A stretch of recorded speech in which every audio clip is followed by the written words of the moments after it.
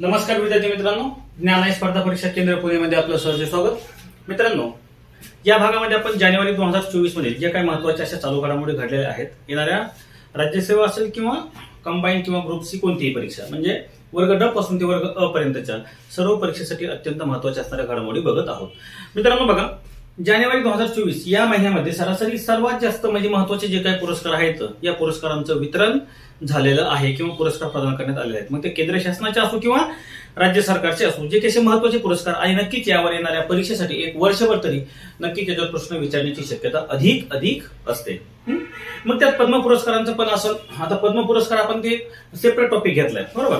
पद्म पुरस्काराविषयी त्यात तुम्हाला संपूर्ण पद्म पुरस्कार वगैरे क्षेत्र कोणत्या, तुम्हाला प्रश्न कसा विचारला जाईल ते वेगळ्या घटकामध्ये आपण ते बघत आहोत, कारण तो सेपरेट घटक खूप मोठा लेक्चर होईल.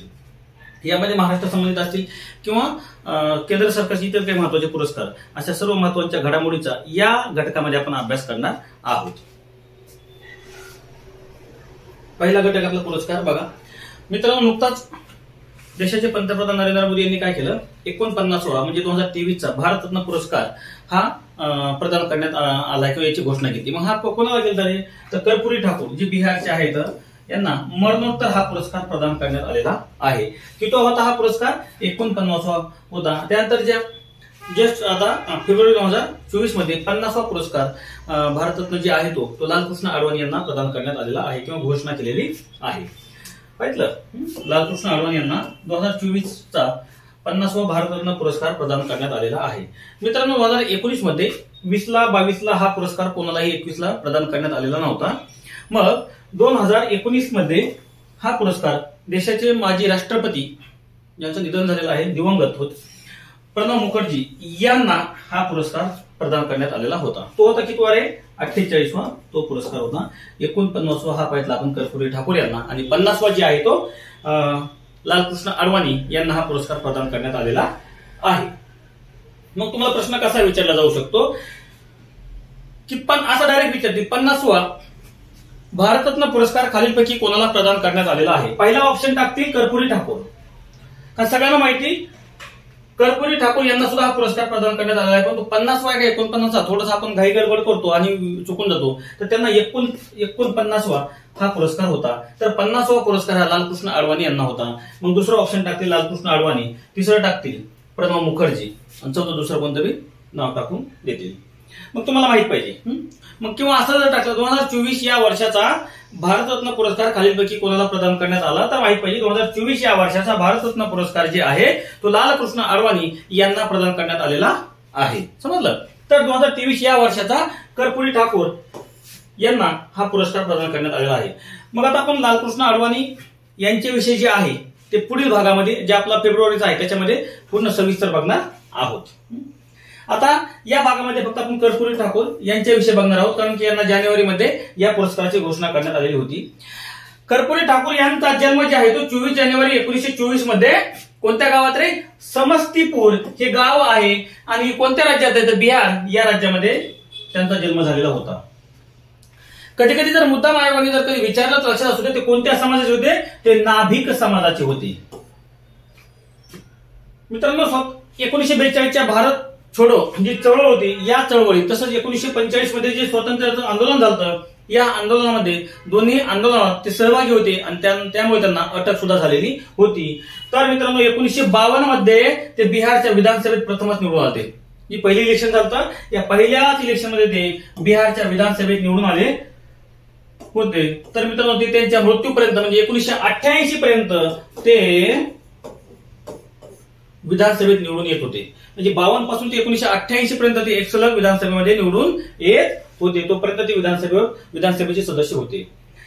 आता स्वातंत्र्याच्या नंतरच्या काळामध्ये त्यांच्यावर प्रभाव कोणाचा? तर राम मनोहर लोहिया हे आहेत, यांच्या नेतृत्वाकडे ते आकर्षित झाले होते किंवा त्यांचा प्रभाव त्यांच्यावर पडलेला होता. आणि मित्रांनो, समाजवादी विचारसरणीचे कर्पूरी ठाकूर जे आहेत ते बिहारचे असे पहिले बिगर काँग्रेसी मुख्यमंत्री झाले होते. बिहारचे ते पहिले बिगर काँग्रेसी मुख्यमंत्री होते. ते केव्हा? तर ते 2 वेळा झाले मुख्यमंत्री. किती वेळा? 2 वेळा ते बिहारचे मुख्यमंत्री होते. एकदा होते 1970 आणि एकदा होते 19 1977 या 2 वर्षामध्ये ते बिहारचे मुख्यमंत्री होते. मग तुम्हाला प्रश्न कसा विचारला जाऊ शकतो कर्पूरी ठाकूर यांच्यावर, समजा साधारणपणे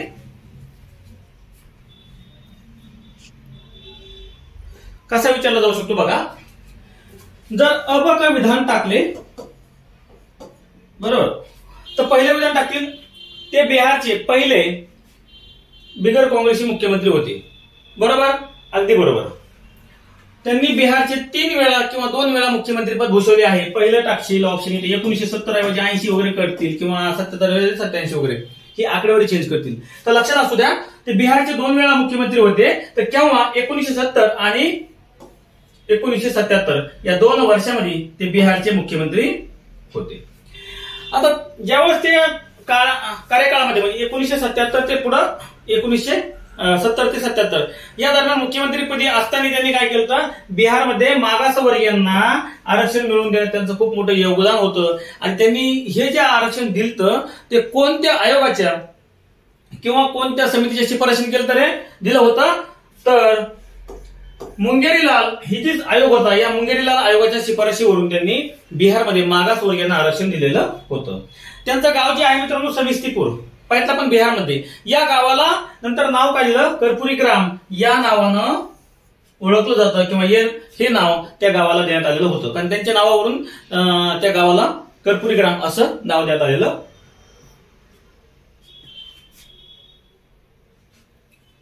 आता यानंतर पुढचं जे भारतरत्न पुरस्कार, जो पुरस्कार आपण बघत आहोत कर्पूरी ठाकूर यांना देण्यात आलेला आहे त्याच्याविषयी. या पुरस्काराची सुरुवात झाली 1954 मध्ये. आणि मित्रांनो देशाचा हा सर्वोच्च काय नागरी पुरस्कार आहे, देशाचा हा सर्वोच्च नागरी पुरस्कार आहे. आणि हा पुरस्कार केव्हा दिला जातो बरं, किंवा या पुरस्कारासाठी काही समिती असते का, असा सुद्धा प्रश्न कधी कधी विचारला जाऊ शकतो. मग बघा हा पुरस्कार जे आहे तो या पुरस्काराची शिफारस देशाचे पंतप्रधान राष्ट्रपतीकडे करत असतात. आणि यासाठी कोणती समिती नसते. पंतप्रधानांनी फक्त नावाची घोषणा करण्याची गरज असते. पंतप्रधान फक्त या नावाची किंवा या पुरस्कारासाठी त्या व्यक्तीच्या नावाची घोषणा करू शकतात. मग हा पुरस्कार केव्हा दिला जातो, मानवी प्रयत्नांच्या कोणत्याही क्षेत्रातील सर्वोच्च कामाच्या एक अपवादात्मक सेवेच्या कार्यक्षमतेसाठी हा पुरस्कार दिला जातो. पण पुरस्कारापेक्षा वेगळ्या पातळीवर किंवा पद्म पुरस्कार जे असतात बरोबर, या पद्म पुरस्कारापेक्षा वेगळ्या पातळीवर त्याची चिकित्सा केली जाते. आणि त्यानंतर या पुरस्काराची शिफारस देशाचे पंतप्रधान राष्ट्रपतींना करत असतात. हे वाक्य महत्वाचं आहे. भारतरत्नासाठी कोणत्याही औपचारिक शिफारसीची आवश्यकता नसते. फक्त देशाच्या पंतप्रधानांनी शिफारस केली त्यानंतर राष्ट्रपती त्या व्यक्तीची नावाची घोषणा करत असतात. आता एका वर्षामध्ये जास्तीत जास्त किती पुरस्कार भारतरत्न दिले जाऊ शकतात मित्रांनो, तर जास्तीत जास्त 3 पुरस्कार एका वर्षामध्ये दिले जाऊ शकतात. आणि सरकारनं आजपर्यंत एकूण किती एकूण 50 पुरस्कार दिलेले आहेत किंवा एकूण 50 व्यक्तींना भारतरत्न पुरस्काराने सन्मानित करण्यात आलेला आहे. तर 2023चा 49वा जी भारतरत्न पुरस्कार आहे तो कर्पूरी ठाकूर यांना देण्यात आला. तर 50वा पुरस्कार जी आहे तो 2024चा तो कोणाला लालकृष्ण अडवाणी यांना घोषित करण्यात आलेला आहे. आता यापूर्वी 2019 मध्ये दिवंगत देशाचे माजी राष्ट्रपती कोण प्रणव मुखर्जी यांना हा पुरस्कार प्रदान करण्यात आलेला होता. तो किती होता 48वा होता. यानंतर पुढचा घटक आहे बघा 69वा फिल्मफेअर पुरस्कार. आताच पाहिलं असेल तुम्ही बरोबर, 30 तारखेची घोषणा झालेली होती 30 जानेवारीला. आता यामध्ये सर्वोत्कृष्ट चित्रपट म्हणून कोणत्या चित्रपटाला पुरस्कार भेटला आहे 12th फेल. सगळ्यांनी पाहिलं असेल बरोबर, 12वी नापास. हा 12th फेल जी पिक्चर आहे या चित्रपटासाठी सर्वोत्कृष्ट चित्रपट म्हणून पुरस्कार प्रदान करण्यात आलेला आहे.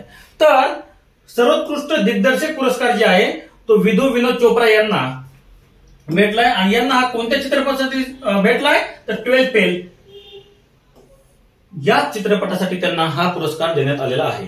यानंतर सर्वोत्कृष्ट अभिनेता म्हणून मित्रांनो रणबीर कपूर याला कोणत्या चित्रपटासाठी अॅनिमल या चित्रपटासाठी भेटलेला आहे. यानंतर सर्वोत्कृष्ट अभिनेत्रीचा पुरस्कार मित्रांनो आलिया भट्ट या अभिनेत्रीला रॉकी आणि राणी का प्रेम कहाणी या चित्रपटासाठी प्रदान करण्यात आलेला आहे. यानंतर सर्वोत्कृष्ट सहाय्यक अभिनेता जी आहे ती विकी कौशल याला डंकी या चित्रपटासाठी भेटलेला आहे. तर सर्वोत्कृष्ट सहाय्यक अभिनेत्री जी आहे तो शबाना आझमी या अभिनेत्रीला रॉकी और राणी की प्रेम कहाणी जी हा चित्रपट आहे या चित्रपटासाठी भेटलेला आहे. यानंतर सर्वोत्कृष्ट चित्रपट समीक्षक म्हणून झोरम यांना भेटलाय. सर्वोत्कृष्ट कथा हा अमित राय यांना हा पुरस्कार भेटलेला आहे. तर सर्वोत्कृष्ट पट कथा म्हणून विधू विनोद चोप्रा यांना हा पुरस्कार भेटलेला आहे. तर सर्वोत्कृष्ट संगीतकार म्हणून अमिताभ भट्टाचार्य यांना हा पुरस्कार भेटलेला आहे. मित्रांनो, याच्यावर 100% प्रश्न विचारला जाऊ शकतो. बघा, एक महत्वाचे आपण सगळे पुरस्कार घेत आहोत. भारतरत्न असेल किंवा फिल्मफेअर पुरस्कार असतील, बरोबर. आता इथे वैशिष्ट्य सांगतो. आपलं बॅच आहे बघा, 2024 वार्षिकी चालू घडामोडी कोर्स प्लस टेस्ट सिरीज. यामध्ये तुम्हाला जानेवारी ते डिसेंबर या एकूण वर्षभरातील 50+ व्हिडिओ तुम्हाला उपलब्ध आहेत. किती? 50+ व्हिडिओ उपलब्ध आहेत. यावर तुम्हाला आधारित पूर्ण या म्हणजे आता हे जी कंटेंट आहे आपलं PIB असेल, न्यूजपेपर असतील, जीके टुडे, या सर्व गोष्टींचा यामध्ये महत्वाचा समावेश केलेला आहे. आणि या व्यतिरिक्त आणखी तुम्हाला 50 प्रश्न असणाऱ्या, किती?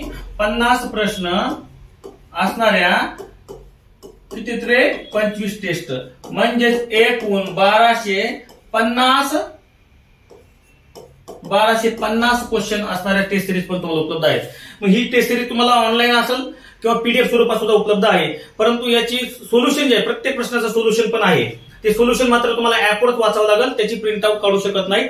फक्त क्वेश्चन पेपरचे तुम्ही प्रिंट आउट काढू शकता आणि ऑनलाईनही सॉल्व्ह करू शकता. इथे 50+ व्हिडिओ बघा, त्याचे किती? 50+ व्हिडिओ आहेत. आणि सांगायचं म्हणजे यामध्ये लोकराज्य मासिकावर सुद्धा ऑनलाईन स्वरूपात टेस्ट उपलब्ध आहेत. शासकीय वेबसाईट असतील, प्रायव्हेट वेबसाईट असतील, म्हणजे जीके टुडे वगैरे, दुसऱ्या काही नाही. शासकीय PIB असेल, महासंवाद असेल, लोकराज्य मासिक असेल, यावर सर्व या गोष्टीचा यामध्ये समावेश केलेला आहे. नक्कीच. आणि सध्या ऑफर फक्त किती रे? हे कट करा. फक्त ऑफर आहे 99 रुपयाला. किती? 99 रुपयाला हे सर्व व्हिडिओ प्लस टेस्ट सिरीज तुम्हाला उपलब्ध आहे. फक्त 99 रुपयाला ऑफर आहे. लवकर आपल्या ऍपवर जा, ऍप डाउनलोड करा. ऍपची खाली लिंक तुम्हाला डिस्क्रिप्शन बॉक्समध्ये देण्यात आलेली आहे. पुढचा महत्वाचा पुरस्कार आहे महाराष्ट्र भूषण पुरस्कार. बघा, नुकताच मित्रांनो महाराष्ट्र भूषण पुरस्कार जी आहे तो अशोक सराफ यांना प्रदान करण्यात आलेला आहे.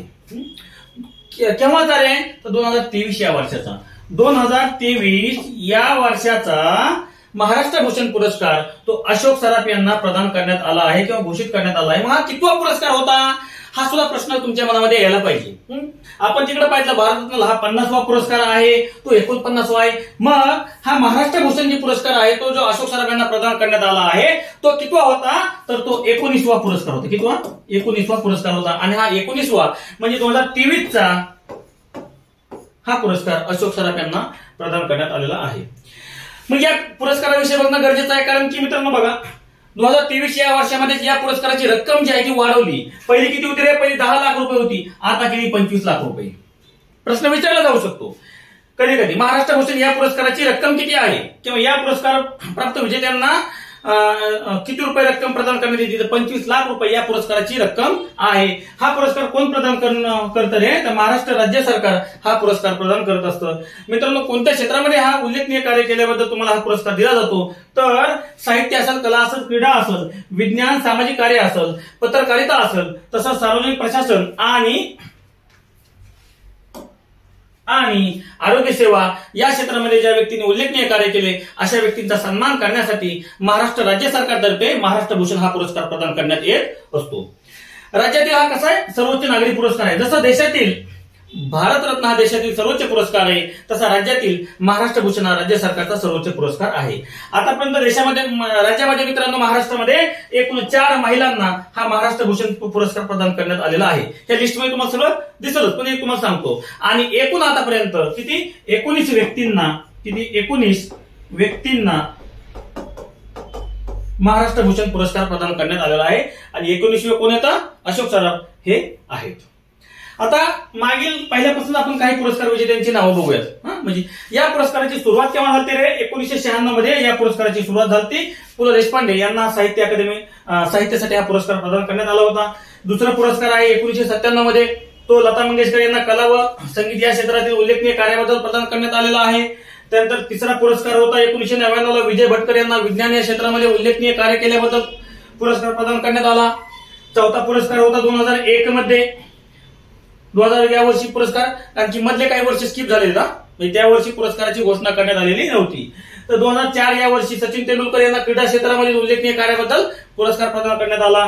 तर मित्रांनो 2002 मध्ये भीमसेन जोशी यांना संगीत व कला या क्षेत्रामध्ये केलेल्या कार्याबद्दल पुरस्कार प्रदान करण्यात आलेला होता. नंतर मित्रांनो 2003 मध्ये 6वा पुरस्कार जे आहे तो अभय बंग आणि राणी बंग यांनी एक वैद्यकीय सेवेमध्ये केलेल्या उत्कृष्ट कार्यासाठी त्यांना पुरस्कार प्रदान करण्यात आला होता. 2004 मध्ये पुन्हा बाबा आमटे यांना समाज कार्यासाठी पुरस्कार प्रदान करण्यात आलेला आहे. 2005 मध्ये मित्रांनो रघुनाथ माशेलकर यांना विज्ञान या क्षेत्रामध्ये केलेल्या उल्लेखनीय कार्याबद्दल या पुरस्कारानं सन्मानित करण्यात आलेलं होतं. 2006 मध्ये रतन टाटा यांना सार्वजनिक प्रशासनातील एक चांगलं कार्याबद्दल त्यांना या पुरस्कारानं सन्मानित करण्यात आलं. आणि मित्रांनो 2023 या वर्षामध्ये महाराष्ट्र सरकारचा उद्योग रत्न पुरस्कार सुद्धा रतन टाटा यांना प्रदान करण्यात आलेला आहे. आणि हा पहिलाच पुरस्कार होता, बरोबर. उद्योग क्षेत्रामध्ये केलेल्या उल्लेखनीय कार्याबद्दल हा महाराष्ट्राचा औद्योगिक क्षेत्रातील एक सर्वोच्च पुरस्कार आहे आणि तो उद्योग रत्न पुरस्कार रतन टाटा यांना प्रदान करण्यात आलेला आहे. 2007चा 10वा पुरस्कार आहे तो आर.के. पाटील यांना समाज कार्यासाठी पुरस्कार प्रदान करण्यात आला. आणि मित्रांनो 2008 मध्ये नाना धर्माधिकारी यांना समाज कार्यासाठी हा पुरस्कार प्रदान करण्यात आलेला होता. त्यानंतर 2008 मध्ये मित्रांनो 12वा पुरस्कार कोणाला रे? मंगेश पाडगावकर यांना साहित्य या क्षेत्रासाठी पुरस्कार प्रदान करण्यात आलेला होता. 2009 मध्ये मित्रांनो सुलोचना लाटकर यांना कला व संगीत या क्षेत्रातील केलेल्या उल्लेखनीय कार्याबद्दल. तर 2010 मध्ये जयंत नारळीकर यांना विज्ञान या क्षेत्रातील केलेल्या कार्याबद्दल. 10 मध्ये अनिल काकोडकर यांना विज्ञान या क्षेत्रातील केलेल्या कार्याबद्दल. आणि मित्रांनो 2015 मध्ये बाबासाहेब पुरंदरे यांना साहित्य क्षेत्रासाठी प्रदान करण्यात आला. आणि 2021 मध्ये त्यानंतर बघा 16, 17, 18, 19, 20 पर्यंत गॅप होता आणि डायरेक्ट 2021 मध्ये आशा भोसले यांना या पुरस्कारानं सन्मानित करण्यात आलेलं होतं. नंतर 2022 मध्ये मित्रांनो आप्पासाहेब धर्माधिकारी यांना सामाजिक सेवा या कार्यासाठी प्रदान करण्यात आला होता. मित्रांनो एकाच कुटुंबामध्ये 2 महाराष्ट्र भूषण पुरस्कार प्राप्त करणारं कुटुंब असेल तर धर्माधिकारी यांचं कुटुंब आहे. 2008 मध्ये नानासाहेब धर्माधिकारी आणि 2022 मध्ये आप्पासाहेब धर्माधिकारी यांना हा पुरस्कार प्रदान करण्यात आलेला आहे. असं महाराष्ट्रातली पहिलीच घटना घडलेली आहे. त्यानंतर 2023 या वर्षाचा 19वा महाराष्ट्र भूषण पुरस्कार अशोक सराफ यांना कला व सिनेमा म्हणजे या क्षेत्रातील केलेल्या उल्लेखनीय कार्याबद्दल या पुरस्कारानं सन्मानित करण्यात आलेलं आहे. मग तुम्हाला याच्यावर प्रश्न कसा विचारला जाऊ शकतो? तर तुम्हाला याच्यावर प्रश्न जोड्या लावामध्ये कधी कधी विचारला जाऊ शकतो. ती व्यक्ती आणि ते वर्ष टाकतील आणि जोड्या लावामध्ये तुम्हाला विचारतील. तुम्हाला माहित पाहिजे व्यक्ती आणि वर्ष. कारण या पुरस्कारावर एक तर बघा भारतरत्न पुरस्कार, पद्मश्री पुरस्कार, पद्म पुरस्कार जे आहेत ते नक्की याच्यावर तुम्हाला प्रश्न 100% विचारले जातील. मग त्यात महाराष्ट्र भूषण पुरस्कार पण येईल. आता पद्म पुरस्कार म्हणजे जेव्हा आपण बघतो त्या पुढील भागामध्ये तेव्हा तुम्हाला नक्की सांगितलं जाईल की तुम्हाला ती व्यक्ती किंवा ते क्षेत्र याच्यावर प्रश्न विचारला जाऊ शकतो किंवा ते राज्य, बरोबर. मग तुम्हाला माहित पाहिजे. आता यामध्ये महाराष्ट्र भूषण पुरस्कार जे इथं काय राज्य वगैरे आहे का व्यक्ती नाही, ते काय करतील तुम्हाला जोड्या लावामध्ये विचारतील. केव्हा? अनिल काकोडकर यांना किंवा वर्ष आणि महाराष्ट्र भूषण पुरस्कार विजेते व्यक्ती. मग तुम्हाला ते माहित पाहिजे. ते जोड्या लावामध्ये कधी कधी विचारतील, बरोबर. तर तुम्हाला कसाही जरी प्रश्न विचारला तर तुम्हाला आलं पाहिजे. तर 2023चा पुरस्कार, 22चा पुरस्कार, या पुरस्काराची रक्कम किती, या पलीकडे तुम्हाला कोणताही प्रश्न इथे विचारण्याची शक्यता नाही दिसत. समजलं? चला आता पुढचा महत्वाचा पुरस्कार आहे स्वच्छ सर्वेक्षण पुरस्कार 2023चा.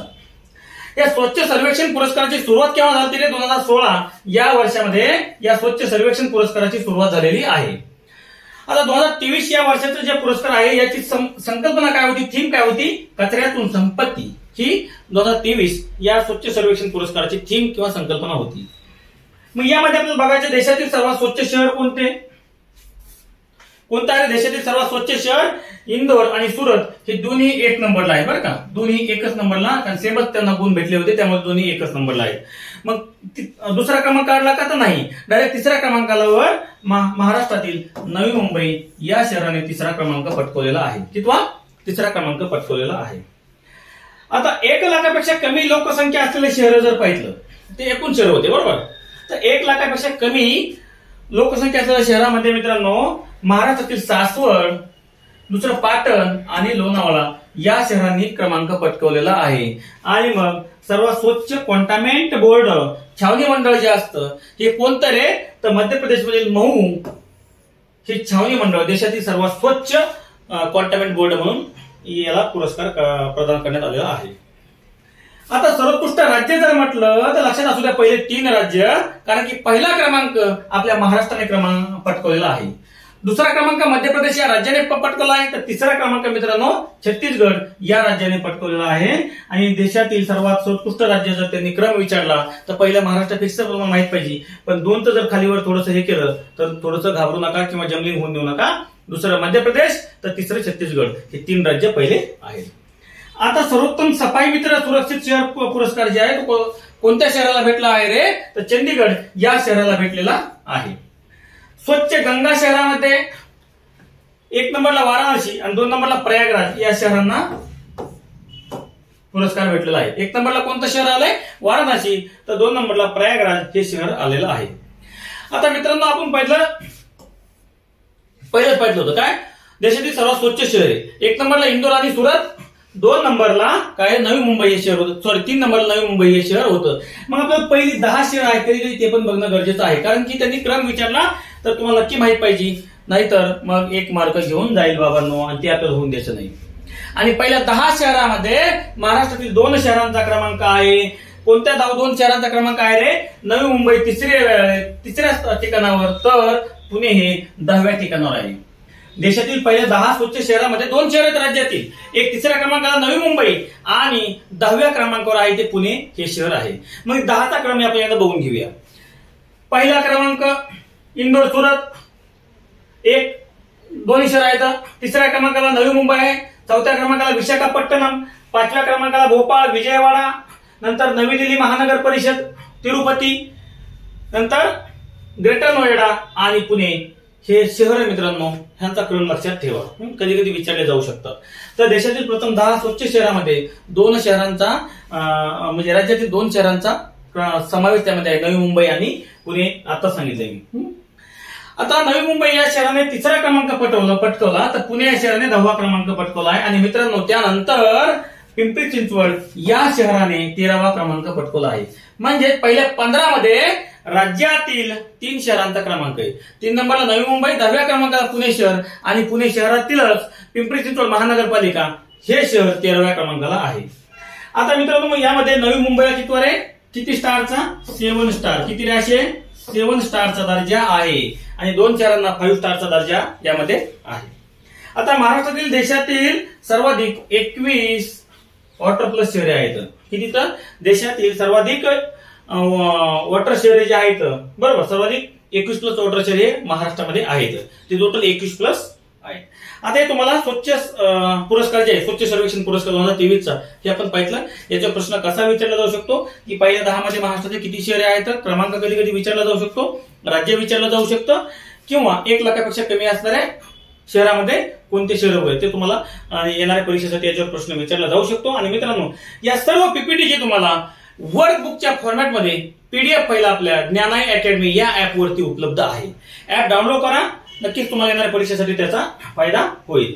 आता सांगतो बघा, जानेवारी 2024 या 1 महिन्याचं जेवढं काही करंट आहे ते तुम्हाला व्हिडिओ असतील, 5-6 व्हिडिओ आहेत, प्लस तुम्हाला याच्यावर आधारित 150 प्रश्न आहेत. म्हणजे 3 सराव पेपर, प्रत्येक सराव पेपरमध्ये 50 प्रश्न असतील. ते तुम्हाला ऑनलाईन स्वरूपात उपलब्ध आहेत. त्याची PDF सुद्धा तुम्हाला ऍपवरती उपलब्ध करून देण्यात येईल. दुसरी गोष्ट मित्रांनो, या व्हिडिओच्या जेवढ्या काही पीपीटी आहेत 5 लेक्चरच्या, त्या तुम्हाला वर्कबुकच्या फॉर्मॅटमध्ये पूर्ण PDF स्वरूपात उपलब्ध आहेत. तुम्ही त्याचे प्रिंटआउट काढू शकता. नंतर तुम्ही त्याच्या रिकाम्या जागा त्या भरा, किंवा तुम्हाला आणखी नोट्स काढण्यासाठी सुद्धा त्याचा फायदा होईल. आणि या बॅचचा कालावधी राहील फक्त 6 महिने. आणि ही बॅच किती रुपयाला, फक्त 30 रुपयाला सध्या ही बॅच आहे. सर्वात स्वस्त 1 महिन्याचे. आणि जर तुम्ही 3 महिन्याचा कोर्स घेतला, 3 महिन्याचा, तर तो फक्त 75 रुपयाला बसतो तुम्हाला. किती, 75 रुपयाला. जानेवारी, फेब्रुवारी, मार्च पुढील 3 महिने तुम्हाला यामध्ये सर्व घटक उपलब्ध करून देण्यात येतील. समजलं. चला, पुढचा पुरस्कार आहे सुभाषचंद्र बोस आपत्ती व्यवस्थापन पुरस्कार 2024चा. केंद्रीय गृह मंत्रालय या पुरस्काराची घोषणा करत असतं.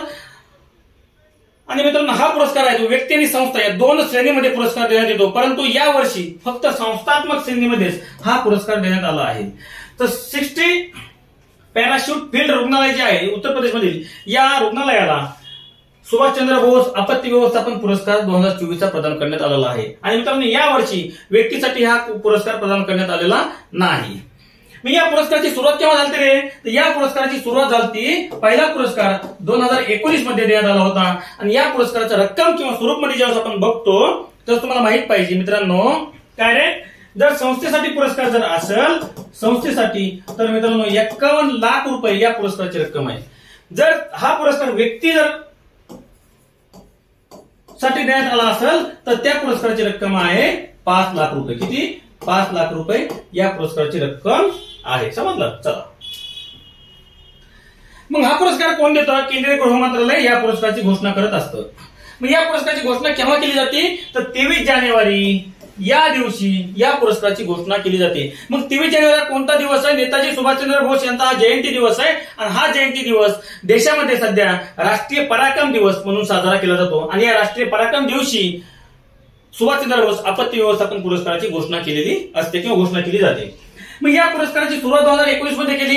हा पुरस्कार सुरू करण्यामागचा उद्देश काय बरं, की आपत्ती व्यवस्थापन क्षेत्रामध्ये भारतातील किंवा देशातील व्यक्ती आणि संस्थांनी केलेल्या अमूल्य योगदानाची एक निस्वार्थ सेवेची दखल घेऊन त्यांचा सन्मान करणं यासाठी या पुरस्काराची सुरुवात करण्यात आलेली आहे. समजलं? मग ती व्यक्ती असेल किंवा संस्था असेल, हा पुरस्कार 2 स्वरूपात दिला जातो. 2 श्रेणीमध्ये दिला जातो, एक संस्थेसाठी आणि एक व्यक्तीसाठी. परंतु 2024 या वर्षामध्ये हा पुरस्कार फक्त संस्थांना देण्यात आलेला आहे. पुढचा पुरस्कार आहे महत्वाचा, कारण हा केंद्रीय गृह मंत्रालय हा पुरस्कार प्रदान करत असतं. कोणता रे? जीवन रक्षा पदक शृंखला पुरस्कार 2023चा. याची घोषणा केली किंवा हा पुरस्कार कोण प्रदान करतं, तर केंद्रीय गृह मंत्रालय हा पुरस्कार प्रदान करत असतं. यामध्ये वेगवेगळे पुरस्कार आहेत. तर 3 दिले तर सर्वोत्तम जीवन रक्षा पदक, 7 उत्तम जीवन रक्षा पदक आणि 21 जीवन रक्षा पदक. बघा, सर्वोत्तम नंतर उत्तम. सर्वोत्तम मध्ये फक्त 3 व्यक्तींना हा पुरस्कार दिलाय. त्यानंतर उत्तम मध्ये फक्त 7 व्यक्तींना आणि एक जीवन रक्षा पदक पुरस्कार 21 व्यक्तींना हा पुरस्कार प्रदान करण्यात आलेला आहे. मित्रांनो, 3 मरणोत्तर यामध्ये पुरस्कार प्रदान करण्यात आलेले आहेत. आणि हा पुरस्कार का दिला जातो रे, याची सुरुवात का केली किंवा का पुरस्कार प्रदान करण्यात येतो, की एखाद्या व्यक्तीचा जीव वाचवण्याच्या मानवतावादी कृतीसाठी जीवन रक्षा पदक शृंखला जे हा पुरस्कार आहे तो सुरू केलेला आहे किंवा पुरस्कार देण्यात येत असतो. एखाद्या व्यक्तीचा जीव वाचवण्यासाठी हे पुरस्कार दिलेले असतात. मग जे पहिला आपण सर्वोत्कृष्ट जीवन रक्षा पुरस्कार यावर्षी 3 व्यक्तींना दिला, म्हणजे सर्वोत्तम. तर उत्तम जीवन रक्षा पदक फक्त 7 व्यक्तींना दिला आहे. तर 3 कोणते व्यक्ती बघा, मास्टर अँथनी वनमाविया यांना मरणोत्तर हा पुरस्कार प्रदान करण्यात आलेला आहे. लोडी लाल रे मरुती यांना सुद्धा हा मरणोत्तर पुरस्कार प्रदान करण्यात आलेला आहे. दोन्ही मिझोरम राज्यातील आहेत. आणि सूरज आर यांना सुद्धा मरणोत्तर हा पुरस्कार प्रदान करण्यात आलेला आहे. ते केंद्रीय राखीव दलातील पोलीस दलातील व्यक्ती होते. पुढचा पुरस्कार मित्रांनो, इंडियन ऑफ द इयर पुरस्कार हा कोणाला भेटला रे? इस्रो या भारतीय अंतराळ संशोधन संस्था जे या संस्थेला हा पुरस्कार भेटलेला आहे. आणि मग इस्रोने जे 2023 मध्ये आदित्य L1 असेल, चंद्रयान 3 असेल, या 2 मोहिमेसाठी केलेल्या उल्लेखनीय कार्याबद्दल इंडियन ऑफ द इयर पुरस्कार या इस्रो या भारतीय अंतराळ संशोधन संस्थेला प्रदान करण्यात आलेला आहे. मग हा पुरस्कार कोणी दिला रे बाबांनो? प्रश्न येईल, सर हा पुरस्कार कोण दिला? तर राष्ट्रीय दूरचित्रवाहिनी जी आहे या दूरचित्रवाहिनीने हा पुरस्कार प्रदान केलेला आहे. मग प्रश्न कसा विचारला जाऊ शकतो? राष्ट्रीय दूरचित्रवाहिनीद्वारे देण्यात येणारा इंडियन ऑफ द इयर पुरस्कार खालीलपैकी कोणत्या संस्थेला देण्यात आलेला आहे? मग DRDO टाकतील, इस्रो टाकतील, आणखी काही संस्था टाकतील, तर लक्षात असू द्या भारतीय अंतराळ संशोधन संस्था जी आहे इस्रो या संस्थेला हा पुरस्कार प्रदान करण्यात आलेला आहे. पुढचा पुरस्कार मित्रांनो, राष्ट्रीय खेल प्रोत्साहन पुरस्कार. हा राष्ट्रीय खेल प्रोत्साहन पुरस्कार 2023चा कोणता मंत्रालय येत रे? तर मित्रांनो, युवा व्यवहार आणि क्रीडा मंत्रालय जे आहे, क्रीडा मंत्रालय केंद्रीय, हे केंद्रीय मंत्रालय हा पुरस्कार प्रदान करतं. मग याच्यातील 2 श्रेणी कोणत्या रे? नवोदित तरुण प्रतिभेची ओळख आणि संवर्धन पुरस्कार आणि कॉर्पोरेट सामाजिक उत्तरदायित्वाच्या माध्यमातून खेळाला प्रोत्साहन. आता दोन्ही पुरस्कार जे आहेत, नवोदित तरुण प्रतिभेची ओळख आणि संवर्धन पुरस्कार जे आहे या श्रेणीमध्ये जैन अभिमत विद्यापीठ बंगळुरूचं जे आहे याला पुरस्कार हा भेटलेला आहे. आणि कॉर्पोरेट सामाजिक उत्तरदायित्वाच्या माध्यमातून खेळाला प्रोत्साहन देणं, बरोबर, हा पुरस्कार ओडिशा मायनिंग कॉर्पोरेट लिमिटेडला प्रदान करण्यात आलेला आहे. पुढचा पुरस्कार आहे मित्रांनो, संसद रत्न पुरस्कार. काय रे? संसद रत्न पुरस्कार. मित्रांनो, या वर्षीचा संसद रत्न पुरस्कार 5 खासदारांना प्रदान करण्यात आलेला आहे. विजेते कोण? श्रीकांत एकनाथ शिंदे, महाराष्ट्राचे मुख्यमंत्री एकनाथ शिंदेचे ते सुपुत्र आहेत शिवसेनेचे. अमोल कोल्हे यांना राष्ट्रवादी काँग्रेस पार्टीचे आहेत ते. तसंच सुकांत मुजुमदार हे भाजपचे आहेत. सुधीर गुप्ता काँग्रेसचे आहेत. कुलदीप राय शर्मा हे काँग्रेसचे आहेत. या 5 खासदारांना संसद रत्न पुरस्कार प्रदान करण्यात आलेला आहे. मग संसद रत्न पुरस्कार कोण देतं रे, ते पण तुम्हाला माहिती असणं गरजेचं आहे. या पुरस्काराची सुरुवात केली 2010 मध्ये. केव्हा केली? 2010 मध्ये. आणि त्यावेळेस कोणत्या नावाने केली पुरस्काराची सुरुवात? Unsung heroes award. काय केली?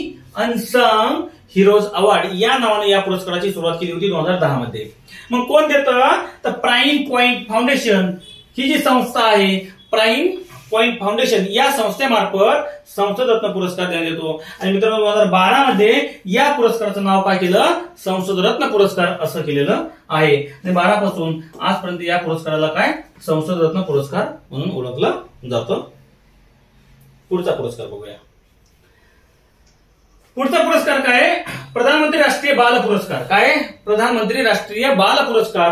मित्रांनो, हा प्रधानमंत्री राष्ट्रीय बाल पुरस्कार जे आहे तो असामान्य क्षमता आणि उत्कृष्ट कामगिरी करणाऱ्या मुलांना देण्यात येतो. मग कोणत्या वयोगटातील रे? का सगळ्याच मुलांना आहे का? तर नाही, फक्त 5 ते 18 वर्ष वयोगटातील मुलांना, असामान्य क्षमता आणि उत्कृष्ट कामगिरी करणाऱ्या मुलांना हा पुरस्कार प्रदान करण्यात येतो. मग कोणत्या कोणत्या क्षेत्रातील असेल? शौर्य असेल, कला असेल, संस्कृती, पर्यावरण, इनोव्हेशन असेल म्हणजे विज्ञान असेल, तंत्रज्ञान, सामाजिक सेवा आणि क्रीडा या क्षेत्रामध्ये जे विद्यार्थी उत्कृष्ट कामगिरी करतील 5 ते 18 वर्ष वयोगटातील अशा विद्यार्थ्यांना प्रधानमंत्री राष्ट्रीय बाल पुरस्काराने सन्मानित करण्यात येत असतं. आता बघा, मग या वर्षी मित्रांनो किती रे? 19 मुलांना, किती? 19 मुलांना हा पुरस्कार प्रदान करण्यात आलेला आहे. आता बघा, कोणत्या कोणत्या क्षेत्रामध्ये? कला आणि संस्कृतीमध्ये 7 मुलांना भेटला. शौर्य यामध्ये 1, नवोन्मेष म्हणजे इनोव्हेशन 1 मध्ये, विज्ञान आणि तंत्रज्ञानासाठी 1 मुलाला, समाजसेवामध्ये 4 आणि क्रीडामध्ये 5. या एकूण 19 क्षेत्रातील म्हणजे 19 मुलांना या केलेल्या क्षेत्रातील उल्लेखनीय कार्याबद्दल हा पुरस्कार म्हणजे प्रधानमंत्री राष्ट्रीय बाल पुरस्कार प्रदान करण्यात आलेला आहे 2024 चा. आता हे पुरस्कार जे 19 मुलं आहेत ते 18 राज्यातील आहेत. 18 राज्य आणि केंद्रशासित प्रदेशातील 9 मुले आणि 10 मुलींचा समावेश आहे. यामध्ये किती मुले आहेत रे? 9 मुले आणि 10 मुलींचा समावेश आहे. 2024 मध्ये असं जर विचारलं, 2024 या वर्षामध्ये एकूण किती मुलांना प्रधानमंत्री राष्ट्रीय बाल पुरस्काराने सन्मानित करण्यात आलेला आहे? 19. यामध्ये किती मुले आहेत? 9 मुले आहेत. यामध्ये किती मुली आहेत? प्लस 10 मुली आहेत. एकूण झाले 19. समजलं? चला, पुढचा पुरस्कार आहे मित्रांनो इंडियन ऑफ द इयर 2024 चा. हा कोणाला भेटणार आहे? विजेता नीरज चोप्रा या खेळाडूला हा इंडियन ऑफ द इयर 2024 पुरस्कार भेटलेला आहे. मित्रांनो, क्रीडा प्रकारातील हा पुरस्कार आहे. क्रीडा प्रकारातील इंडियन ऑफ द इयर पुरस्कार जे आहे तो नीरज चोप्रा यांना प्रदान करण्यात आलेला आहे. आणि हा पुरस्कार त्यांना कोणामार्फत प्रदान करण्यात येणार आहे? तर हा पुरस्कार जागतिक ऍथलेटिक्स चॅम्पियनशिप मध्ये पहिलं पदक कुणी जिंकलेलं होतं? जी महिला आहे अंजू बाबी यांच्या हस्ते, अंजू बाबी जॉर्ज यांच्या हस्ते नीरज चोप्राला हा इंडियन ऑफ द इयर 2024 हा क्रीडा क्षेत्रातील पुरस्कार प्रदान करण्यात येणार आहे. हे पुरस्कार हा पूर्ण घटक मित्रांनो संपला आपला. पाहिलं? आता त्याचे पूर्ण पीडीएफ वगैरे तुम्हाला सर्व घटक जे आहे ते आपल्या तुम्हाला ज्ञानाई अकॅडमी, काय बोलतोय? ज्ञानाई अकॅडमी या ऍप वरती उपलब्ध आहे. हे टेलिग्राम सुद्धा आहे आपलं आणि ऍप सुद्धा आहे. या ऍप वरती तुम्हाला उपलब्ध आहे. जानेवारी मध्ये सर्व घडामोडीवर व्हिडिओ प्लस तुम्हाला टेस्ट प्लस तुम्हाला हे वर्कबुक फक्त 30 रुपयामध्ये सध्या उपलब्ध आहे. किती रे? 30 रुपयात उपलब्ध आहे. लवकर ऍप डाउनलोड करा, तुमच्या मित्रांना सांगा. फक्त 2 दिवस ऑफर ही राहील. आता राजकीय घडामोडी. 75वा प्रजासत्ताक दिन जे आहे 2024 चा, त्याची संकल्पना काय होती मित्रांनो? विकसित भारत आणि भारत लोकतंत्र की मातृत्व. बरोबर, या दिवसाची ही थीम होती. आता या दिवसासाठी प्रमुख पाहुणे कोण होते रे मित्रांनो? फ्रान्सचे जे अध्यक्ष आहेत इमॅन्युएल मॅक्रॉन यांना 2024 चे प्रमुख पाहुणे म्हणून बोलवलेलं होतं. आता या कार्यक्रमाने किंवा या प्रजासत्ताक दिनी देशामध्ये प्रथमच 100 महिला कलाकारांद्वारे भारतीय वाद्यासह संचलनाला सुरुवात करण्यात येणार होती. देशात असं प्रथमच ही गोष्ट केलेली आहे. याच्याविषयी आपण स्पेशल नंतर बघूया. नंतर पुढचं जे बिहारचे मुख्यमंत्री म्हणून नितीश कुमार यांना पुन्हा शपथ दिली आहे. एक दिवस त्यांनी राजीनामा, दुसऱ्या दिवशी वेगळे हे पक्ष बदलून आपल्या त्याच्याशी काही देणं घेणं नाहीये. फक्त बघायचं कितीव्यांदा हे मुख्यमंत्री झाले, पुन्हा 9व्यांदा यांनी शपथ घेतलेली आहे. तसंच यांच्यासोबत बिहारचे उपमुख्यमंत्री म्हणून विजय कुमार सिन्हा आणि सम्राट चौधरी यांना सुद्धा उपमुख्यमंत्री म्हणून शपथ दिलेली आहे. आर्थिक घडामोडी बघूया आता. बघा मित्रांनो, 16व्या वित्त आयोगाचे अध्यक्ष म्हणून 16व्या वित्त आयोगाचे अध्यक्ष म्हणून अरविंद पनगाडिया यांना नियुक्त केलेलं आहे. कुणाला? अरविंद पनगाडिया यांना नियुक्त केलेलं आहे. मित्रांनो, सांगायचं म्हणजे या आयोगाचा कालावधी जे आहे तो किती आहे रे आयोगाचा कालावधी? बघा, सगळ्यांना माहित असू द्या, 2026-27 ते 2030-31 पर्यंत हा 16व्या वित्त आयोगाचा कालावधी आहे.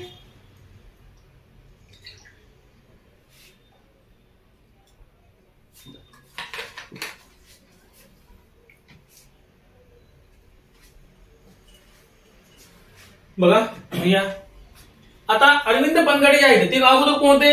नीती आयोगाचे माजी उपाध्यक्ष सुद्धा होते. आणि मित्रांनो, नीती आयोगाचे माजी उपाध्यक्ष अरविंद पनगाडिया यांची 16व्या वित्त आयोगाच्या अध्यक्षपदी नियुक्ती केलेली आहे. या आयोगाचा कालावधी 26 पासून ते 31 पर्यंत आहे. 5 वर्षाचा कालावधी आहे. बर, मग यासोबतच त्याचे सचिव सदस्य वगैरे आहेत का, त्यांची पण घोषणा केलेली आहे, नियुक्ती केलेली आहे. सचिव म्हणून मित्रांनो कुणाची केली रे? सचिव म्हणून कुणाची? ऋत्विक पांडे. कुणाची रे? सांगा लवकर. ऋत्विक पांडे यांची नियुक्ती केलेली आहे. तर मित्रांनो, सदस्य जे आहेत, सदस्य यामध्ये कसं असतं? पूर्ण वेळ सदस्य आणि अर्धवेळ सदस्य. तर अर्धवेळ सदस्य म्हणून डॉक्टर सौम्य क्रांती, इथं बघूया आपण. खाली तर अर्धवेळ सदस्य टाकतो, लक्षात येईल तुमच्या. आणि वर लिहितो अर्धवेळ सदस्य डॉक्टर सौम्य क्रांती यांची नियुक्ती केलेली आहे. तर पूर्ण वेळ सदस्य म्हणून अॅनी जॉर्ज मॅथ्यू, तसंच मित्रांनो अजय नारायण झा आणि डॉक्टर निरंजन राजाध्यक्ष यांची नियुक्ती केलेली आहे. पूर्णवेळ सदस्य. काय? पूर्णवेळ सदस्य.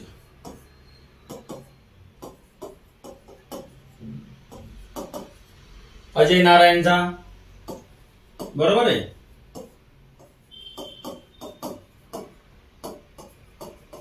नंतर काय रे? अॅनी जॉर्ज मॅथ्यू,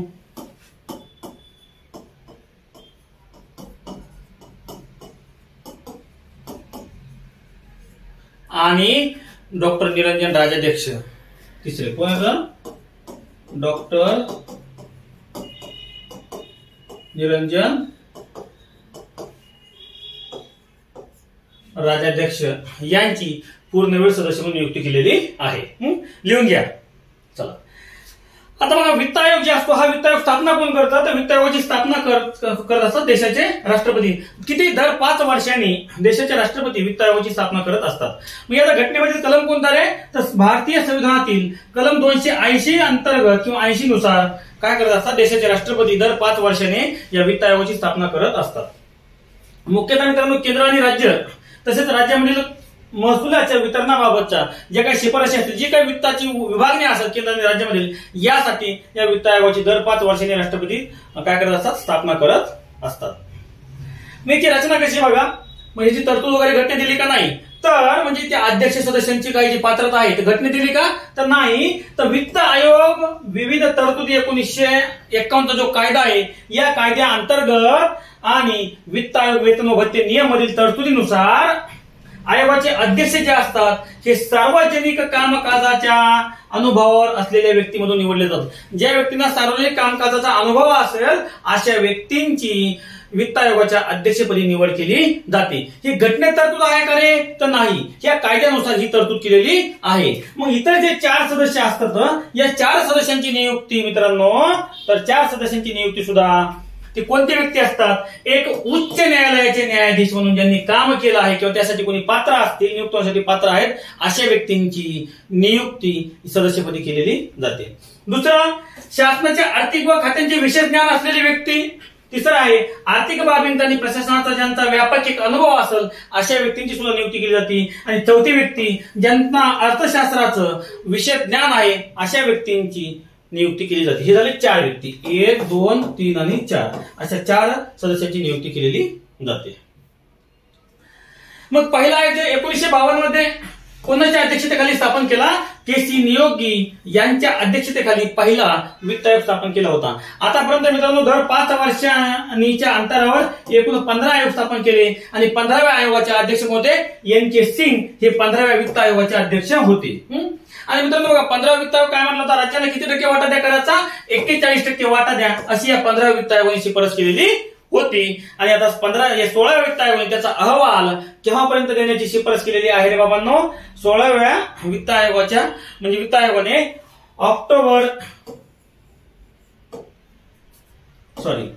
सप्टेंबर 2025 पर्यंत आपल्या अहवाल सादर करण्याची मुदत दिलेली आहे. आणि नंतर 26 पासून म्हणजे 16व्या वित्त आयोगाच्या शिफारशी लागू केल्या जातील. पुढचा मुद्दा बघा, भारतातील बहुआयामी दारिद्र्यात घट झाली. काय म्हणलं? ही न्यूज PIB होती. भारतातील बहुआयामी दारिद्र्यामध्ये घट झालेली आहे.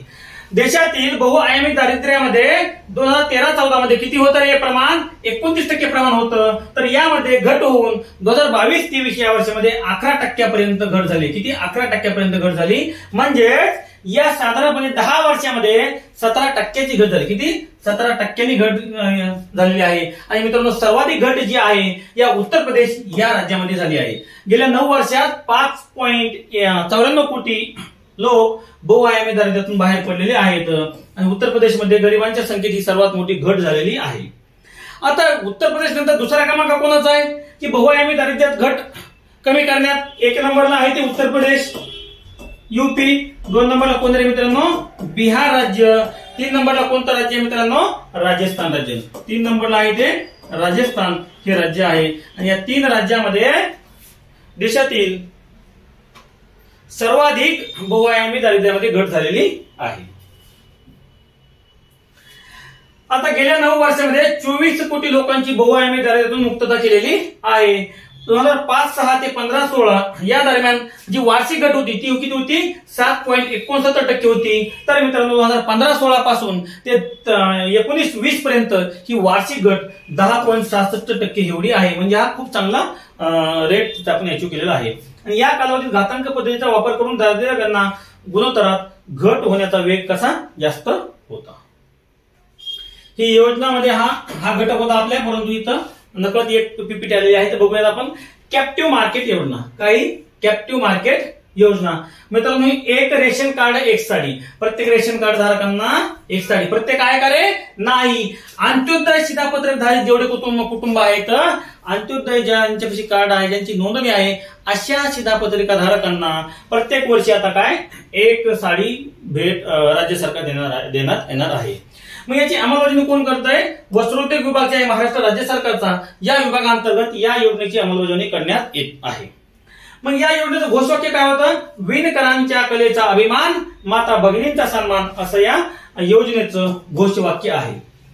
आता योजना कुणासाठी? तर राज्यातील अंत्योदय शिधापत्रिका जे धारक कुटुंब आहेत अशा कुटुंबांना प्रतिवर्षी वस्त्रोद्योग विभागाकडून एक यंत्रमागव तयार केलेली एक साडी भेट देण्यात येणार आहे. मित्रांनो राज्यातील 24,80,380 एवढे अंत्योदय शिधापत्रिका धारक आहेत. किती? तर 24,80,000 एवढे राज्यातील अंत्योदय शिधापत्रिका धारक कुटुंब आहेत. आता राज्यातील सहकारी यंत्रमाग संस्था व सूक्ष्म लघु मध्यम उद्योग अंतर्गत नोंदणी घटकाकडून या साड्यांचं उत्पादन करण्यात येणार आहे. आणि त्या साड्या या गरीब कुटुंबांना प्रदान करण्यात येणार आहेत. असं मित्रांनो ही पूर्ण आपलं एक लेक्चर झालं आहे. यानंतर भाग 2, भाग 3, भाग 4, 5 असे 5 भाग असणार आहेत आपले. तर भाग 5 जे आहे आपला तो पद्म पुरस्काराच्या संबंधित आहे. यामध्ये पूर्ण तुम्हाला पद्म पुरस्कार यामध्ये असणार आहेत. मग त्याचा प्रश्न कसा विचारला जातो, कसा काय नाही मित्रांनो पुन्हा एकदा सांगतो. हे पीपीटीचे प्रिंटआउट काढा. प्रिंटआउट काढताना त्या जोराशोरा सांगायचं आम्हाला काय कर, हे एक पेज आहे तुमचं A4चं, बरोबर, एक पेज आहे. ह्या एक पेजवर अशा आम्हाला किती 1 2 3 4 फ्रंटला 4 पाठीमागून 4 8 पीपीटी तुम्हाला एका पेजेसवर प्रिंटआउट काढून दे म्हणायचं आणि ते बसत्यात तुम्हाला सहज. छान पीपीटी आल्बम मध्ये घ्यायचं असं आणि त्या पूर्ण प्रिंटआउट काढून त्याच्या नोट्स तुम्ही तयार करा. येणाऱ्या परीक्षेसाठी तुम्हाला याचा नक्की फायदा होईल. भेटूया पुढच्या व्हिडिओमध्ये. तोपर्यंत धन्यवाद, नमस्कार.